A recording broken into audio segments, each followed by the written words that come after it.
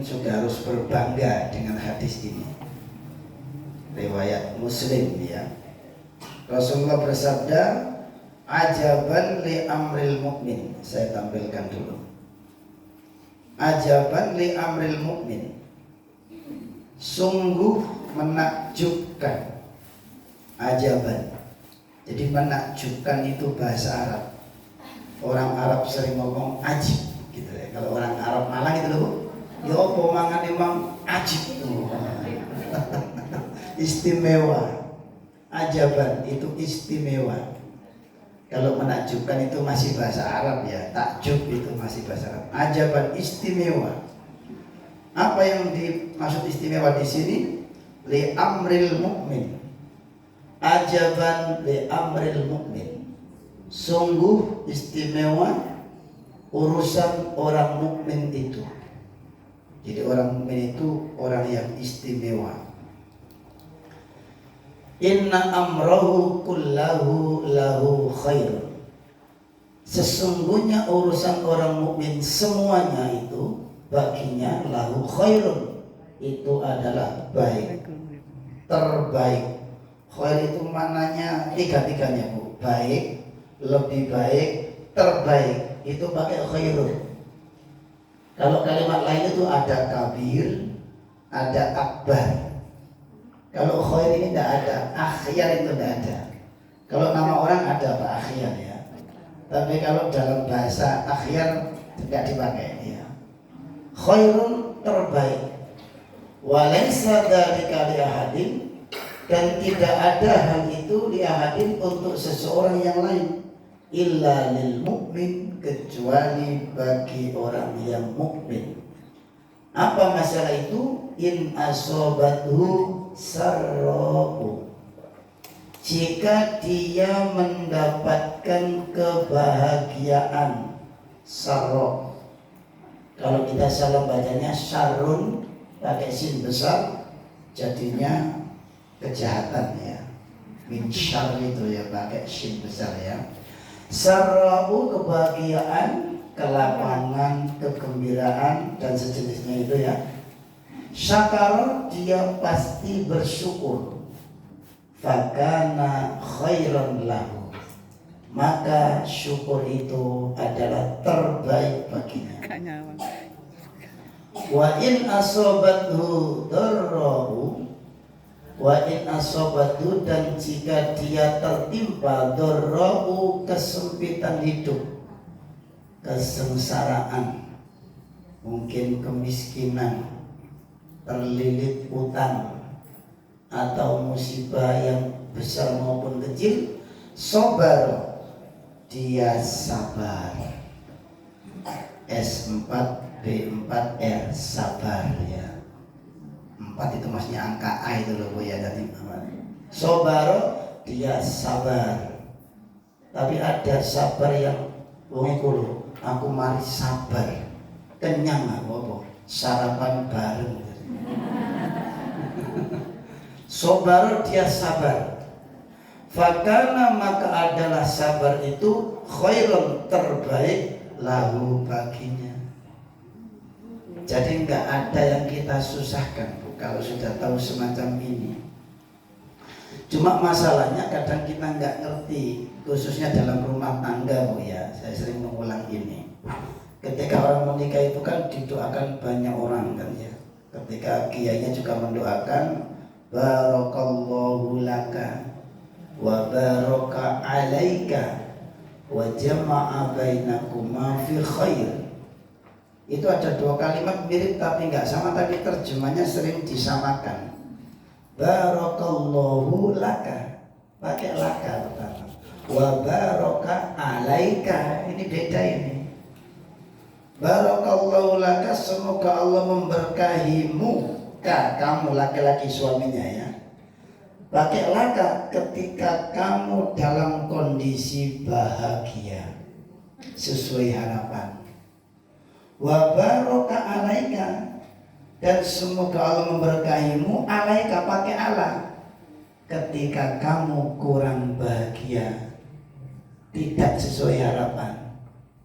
Baru wa jama'a bainakuma, Pertama pakai K, dua pakai K, tiganya pakai kuma. Dan semoga Allah mengumpulkan kamu berdua fi khairin, dalam kebaikan. Intinya di fi khairinnya. Jadi ketika mendapat kebahagiaan maupun tidak bahagia, tetap fi khair. Ini yang tidak gampang memang. Sehingga kadang-kadang apa? Rumah tangga itu ketika nggak bahagia, kok koyok nyalahno sing ndonga biyen masuk gak ikhlas iki sing ndongakno ya. Kiai ini yang ndonga, para tamu juga ndonga, tapi kok yang didongakno uripnya morat marit. Nah, bisa jadi yang namanya berdoa Bu ya. Doanya mintanya ngulon, tapi yang didoakan perbuatannya ngetan. Sama dengan kita sering baca Rabbana atina fid dunya hasanah wa fil akhirati hasanah wa qina adzabannar. Doa itu kan kita minta bahagia dunia, minta bahagia akhirat. Tapi kenyataannya sudah berkali-kali dan berulang kali baca itu hidupnya Bu ya. Hidupnya kok juga banyak masalah. Jangan-jangan ya tadi itu doanya ngalor tapi perbuatannya ngidul. Jadinya kembang sentul, sing lanang ngalor, sing wedok ngidul, ndak ketemu. Kalau kita sudah memahami doa itu baik, kemudian kita mengikuti aturannya, maka bisa jadi kita mendapatkan kebahagiaan, bisa jadi belum, tapi dua-duanya fi khair, kan begitu. Ini kan semua sudah ibu rumah tangga semua rata-ratanya. Masanya banyak cobanya di situ. Sehingga apa? Di antara bapak-bapak itu mengatakan, aku biyen iku kuliah iku jurusan teknik. Tapi kok ketika rumah tangga ujiannya ekonomi terus ini. Ya Allah. Lah yang memang ekonomi yang dimaksud ini yang banyak hal. Sing jurusan ekonomi pun belum tentu bisa menyelesaikan masalah kalau nggak duduk bareng seperti ini para jamaah sekalian.